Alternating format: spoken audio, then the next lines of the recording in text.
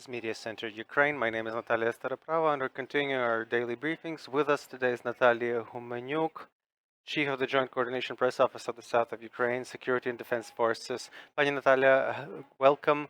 First question is, what is the situation in the south of Ukraine, in the area of of the Black Sea? Slava Ukraini.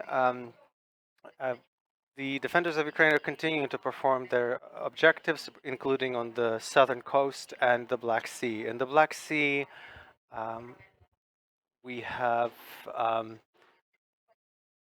vessel group of the enemy fleet, two vessels and one submarine.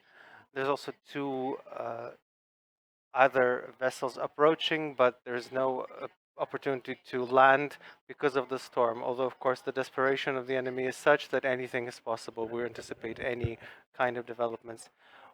What, in what directions is the enemy deploying weapons, and what is the enemy doing in general? Right now, under pressure of our counter-offensive in Kherson, Mykolaiv, the enemy is quite inactive. The main tactic here is counter batteries, uh, the constant shelling of the territory. It, the impression that we get is that the enemy is trying to create the illusion of presence, even in liberated territories, in territories that have already been liberated.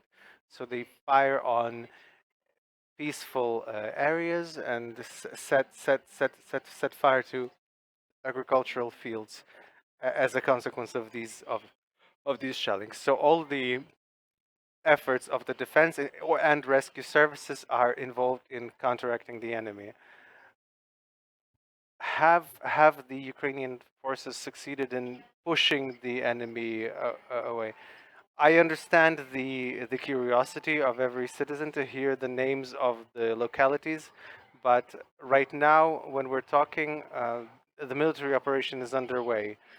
The army is having a hard time moving, and every name, every place may provide information for the enemy. So I urge everybody to have the patience and wait until the military operation clears it for us to say the positions of our troops and the liberated localities. Again, I would like to say that we're in a condition of hybrid war, and information leaks are also extremely important in terms of affecting the front line. The difficult situation in Kherson and Mykolaiv with evacuations. Do you know? Can you provide any information about the situation? Is it possible to evacuate people? Are there any obstacles? The situation is indeed heavy, not only because of the shelling, but also because the checkpoints set by the occupiers continue to work and continue to block people from leaving. The difficulty is then supplemented by the mine pollution. The enemy mines significant areas of the landscape, uh, setting down mines uh, in locations that we do not know. So even when people attempt to evacuate, there's the high risk of them being directed into these mined areas. So we are controlling the situation with the evacuation, but it is extremely difficult, and we urge you to only trust reliable sources and the armed forces of Ukraine. What is the situation at the border of Moldova and Transnistria? Is anything happening there? Is there any activity? At the border with Moldova and Transnistria, the so-called Transnistria, the situation is under control. It's stable. Something is going on, which is to say the defense of the state boundary and the defense lines.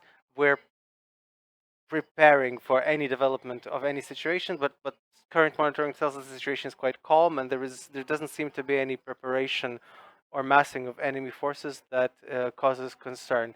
Thank you. With us was Natalia Humeniuk, head of the South Ukraine Defense Center.